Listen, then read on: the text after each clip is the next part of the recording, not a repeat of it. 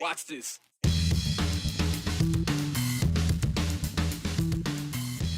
In the wake of Charlie Kirk's assassination, we're learning not all speech is created equal, especially on social media. A local professor explains why government workers' First Amendment rights come with a little fine print.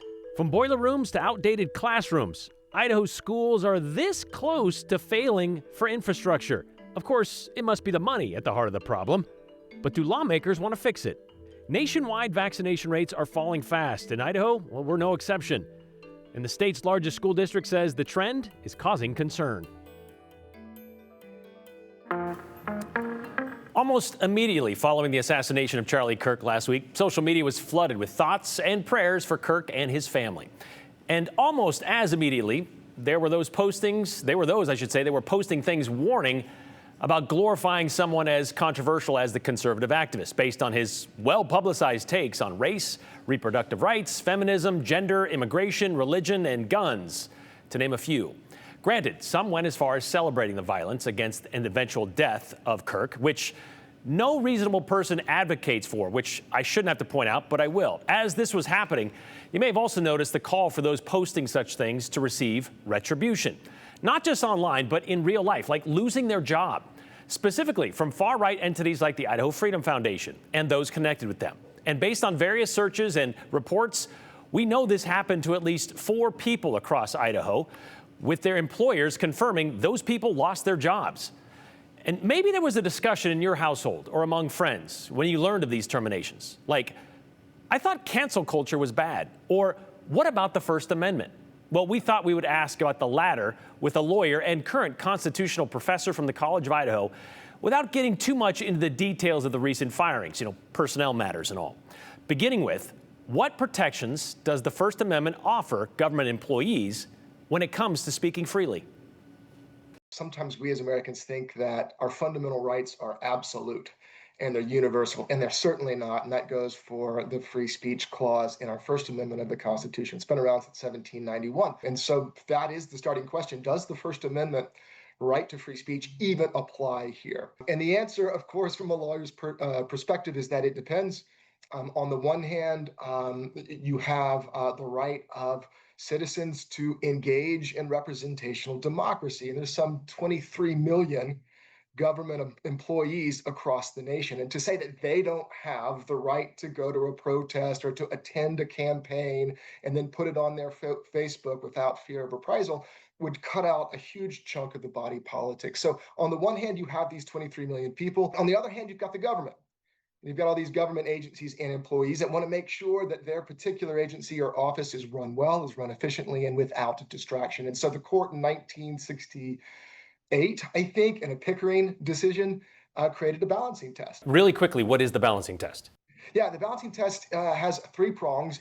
The first one is that the government employee is protected if they are speaking in their private capacity, not as a part of their government job duties or obligations, but in their private capacity. You might even add that they're protected as long as they appear to not be acting on behalf of their government entity. Factor number 2, the speech must relate to matters of political, social, or other concern to the community. It's called the public concern factor. So is the speech that the employee reputedly got fired because of, is that speech of public concern? The third and last one is really just the interest of the state and counterbalance. The interest of the state as an employer in promoting the efficiency of the public services that it performs, free of unnecessary disruption. So those are the factors. Okay, so let's say that these people posted something on social media, not as a representative of their agency, but just on a personal social media page.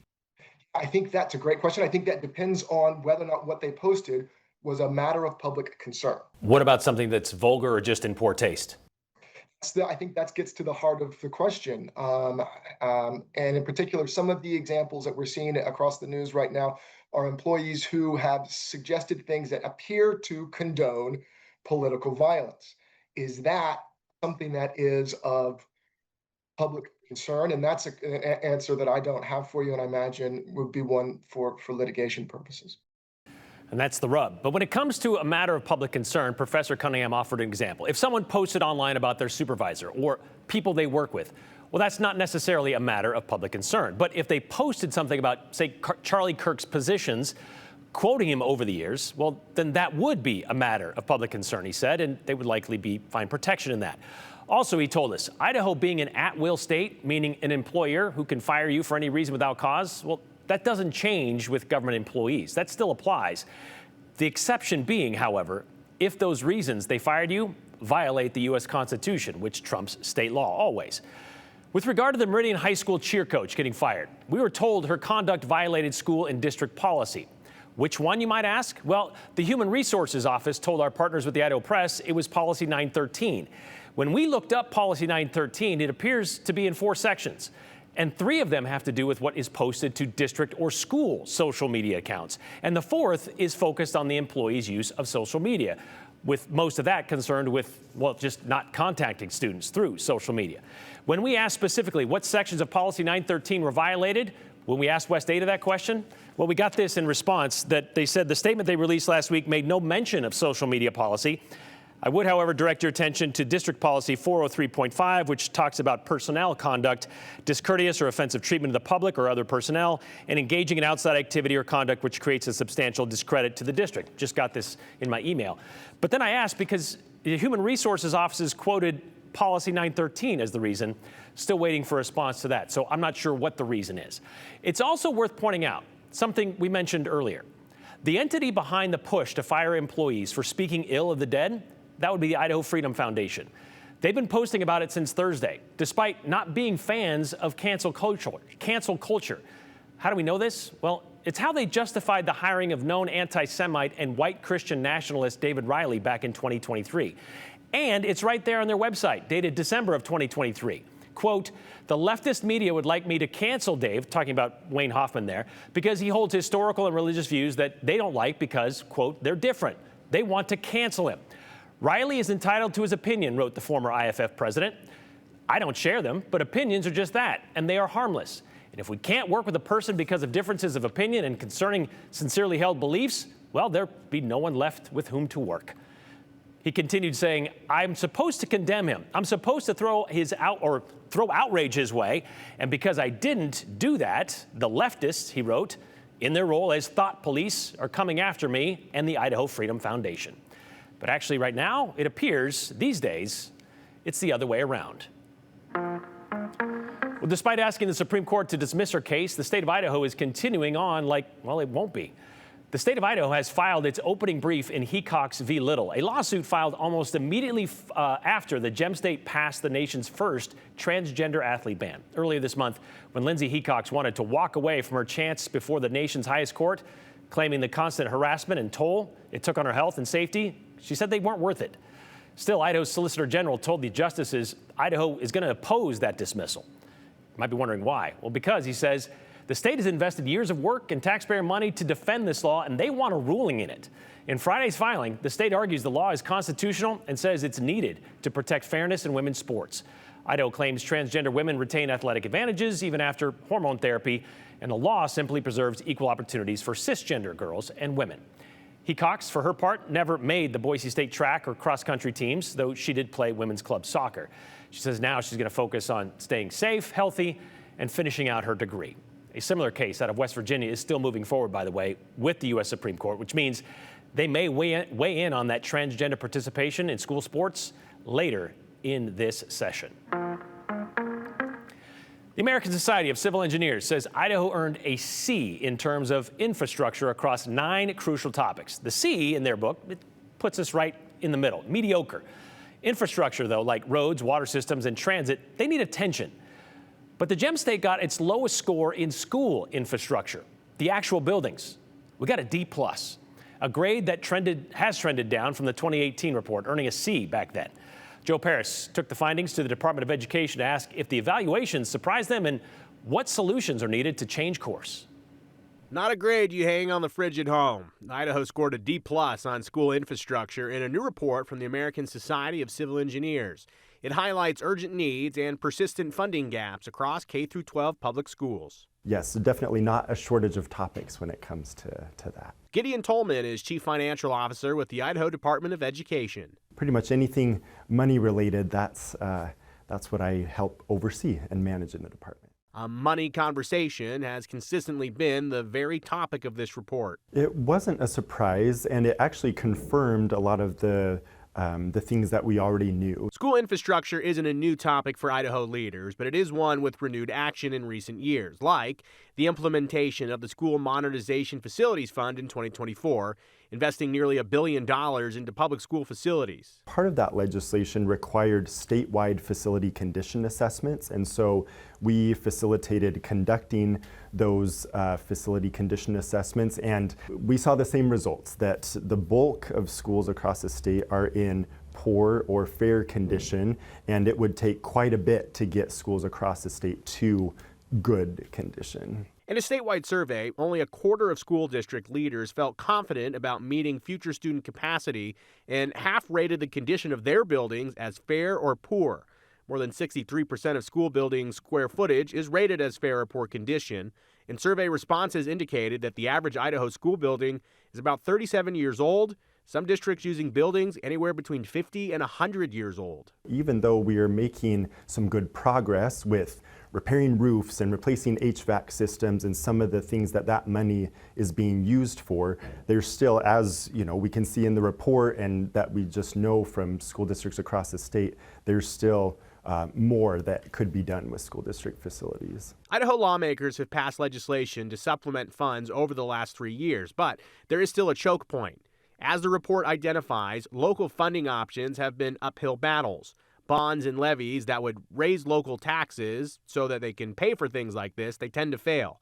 That's why state money is so crucial. The state investment, I think, is definitely increasing, but there's still a lot of pressure on the locals to build buildings. It generates strong conversations moving forward in offices like these. What's kind of a local obligation as far as school facilities goes, and what's a state obligation, and what's the right balance between kind of state and local funding. And so, yes, it is a pretty constant conversation that we have on how much do we request to increase that state facilities funding, or how much do we continue to rely on local communities to fund those projects? So, does Tolman see the report as a fair look at the situation? In short, yes. There are some definite needs with facilities across our state, with school facilities in particular, and we are so grateful for the investments that have been made in school facilities, and we've got some more work to do.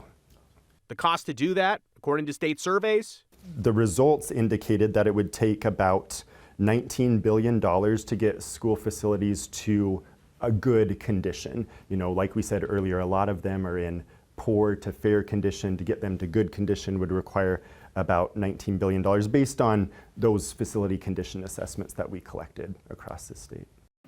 So there may be solutions, but it is going to be a trick of getting more than two to tango. Brian, this is the way that the bonds and levies have not seen success at the local level, and we've heard from residents that say, I just don't want my taxes to go up. I can't afford my taxes to go up. And it's even more difficult in these smaller school districts where the tax base is not so broad. Correct. And it also gets into a situation, too, where you have one voting district but different schools. Well, we might be in the same voting district, but my kids don't go to that school. They go to the different school. So it's complicated. It sounds like this is going to be incumbent on state investment. As we've highlighted, the equalization fund, the investment fund has $1 billion. You need 19 more to get to good. Need 19 million. The state proposed $2 billion over 10 years. Yeah, it's an uphill battle. Thanks, Joe.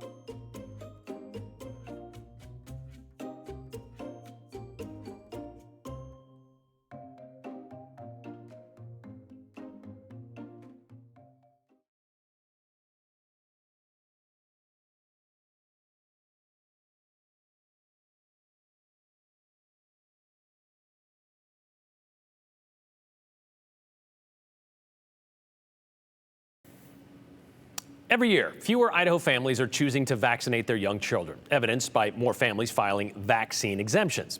Idaho's not alone in this, though. More than 3/4 of the U.S., they've seen a decline in vaccination rates. This is going back to 2019. Morgan Romero dug into this data and joins us now with the latest on this, what you're calling this vaccine divide. Yeah, it's a project we're working on with NBC and a bunch of NBC affiliates across the country. But this decline in vaccinations, Brian, puts Idaho dead last among all 50 states for kindergarten vaccination rates. So that data that I mentioned was collected and analyzed by NBC News and Stanford University. And it shows less than 72% of Idaho kindergartners were up to date on all their vaccines last year, a big drop from 84% pre-pandemic in 2019. Now, when it comes to measles vaccination specifically, Idaho falls far below the threshold for herd immunity, which is 95%. Only about 81% of Idaho kindergartners are protected against measles, according to the data, which concerns public health officials. 3 measles cases were confirmed in Idaho this year after the disease was previously eliminated from American schools almost 30 years ago. Why do you think parents are so hesitant to vaccinate their children in Idaho? I think that there are parents that, first of all, they don't know anybody ever who's had measles or who's had polio. And so they're like, well, the disease seems to be gone. Why would I expose my child to anything that might have any risk to it? I understand that calculation, but it's important to know that those diseases are not gone. They are circulating, and in fact, they're making a comeback in some cases. So I think parents have made the decision that they don't want to take any risks that are unnecessary, totally understandable. But hopefully, with new information, talking to the doctors, talking to a trusted healthcare provider, they can think about whether they want to risk that for their child, that they're exposed to somebody at school or somebody when they're out on traveling that might give them a disease that can be very, very serious. Of course, there are other reasons, other factors that go into a family's decision as well. I'll get into that later tonight on the news at 10. But under Idaho law, kids going into kindergarten have to have several vaccinations. That includes DTaP, MMR, polio, hepatitis A and B, and varicella. But the state allows for broad vaccine exemptions for medical, religious, or personal reasons. And more Idaho families are using those exemptions. I'll share more about exemptions and school districts' rules also later tonight on the news at 10, Brian. And those vaccine requirements go through junior high or middle school and into high school as well. Exactly. So they continue. It's not just an early age kind of thing. No, and it's interesting, I think, all the attention does go on to school districts because they sort of are that check. Yeah. But they're not the ones requiring, right? It's these public health districts that are the ones tracking this. But the school districts collect the data and provide that data to the public health districts. Worth pointing out, measles jumped in 2023 to 10 cases statewide, our highest in those 30 years since it was eradicated back in 2020. Wow. Or 2000, excuse me. Let's hope we don't get there this year. It's amazing. All right, thank you, Morgan. Looking forward to that.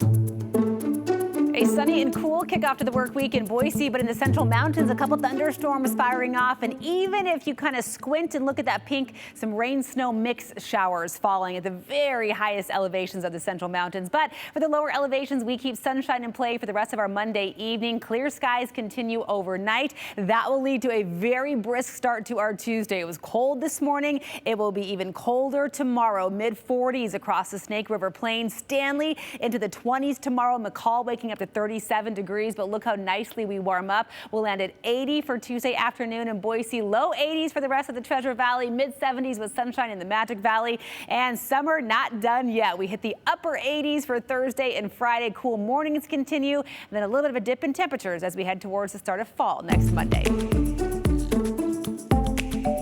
There's a road rage situation in Payette County. Left one person dead, another in jail. Meanwhile, an airman with the 366th Fighter Wing in Mountain Home has died in a motorcycle crash. Here's Abby Davis with the 411. Two men in Magna, Utah are behind bars after allegedly leaving an incendiary device under a local news vehicle on Friday. Police say the device was determined to be real and had been lit but failed to go off. The men now face multiple charges, including threat of terrorism and possessing weapons of mass destruction. Authorities say other contraband was found, including weapons, other devices, and evidence of crimes. Salt Lake City police say both men have protective orders that prohibit them from possessing firearms. One person is dead after what's being called a road rage shooting incident in Payette County. It happened this morning around 9:10 on Sand Hollow Road south of Black Canyon Road. The Payette County Sheriff's Office says two vehicles with two male drivers came to a stop. They say the details are still being investigated, but one of the men shot at the other with a handgun. The one driver died from his injuries. The shooter is now in custody, and the name of the person who was killed has not been released. An airman assigned to the 366th Fighter Wing is dead after a motorcycle accident. It happened yesterday around noon at 140 near Pine. The airman's name has not been released. Officials with Mountain Home Air Force Base say more details will be released once family has been notified. The driver, who pleaded guilty to several charges related to a crash that killed a former Nampa softball player and her college coach, will spend more than 20 years in prison. The two were headed home with their Umpqua Community College softball team on April 18th when 33-year-old Jonathan James Dowdy crossed the center line and crashed into their bus near Coos Bay. 8 others on the bus were injured. Dowdy pleaded guilty to multiple charges, including 2 counts of second-degree manslaughter, driving under the influence of intoxicants, and criminal driving while suspended or revoked. The judge also revoked his driver's license for life. We now know when the Broncos will kick off against next week's opponent. Boise State announced a 5:30 p.m. kickoff time against App State next Saturday, September 27th at Albertson Stadium. The game will air on Fox Sports 1. It's part of a home-and-home series with the Mountaineers. The Broncos will head to Boone, North Carolina in 2027. The last time these two teams met was 21 years ago on December 3rd, 1994. That's the 411 on the 208. I'm Abby Davis.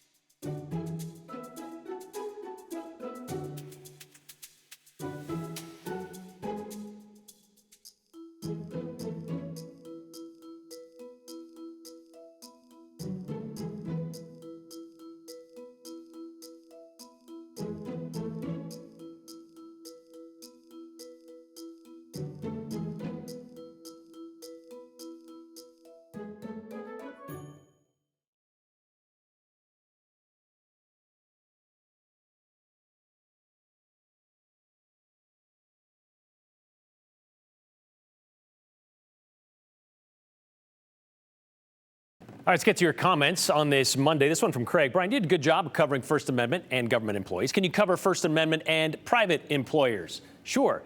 Idaho is a right-to-work at-will state, so private employer can fire an employee at any time for any reason. No cause needed. There you go. First Amendment or otherwise.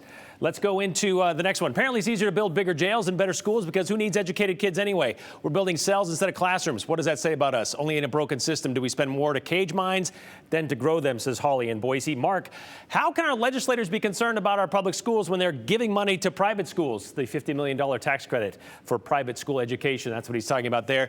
West Ada School District has an issue with welcoming all. Do you suppose they welcome the unvaccinated? Asked Jack in Boise. Sure, as long as they don't put up a poster about it, I guess. Continue with us and watch free now on the KTVB Plus app everywhere you stream.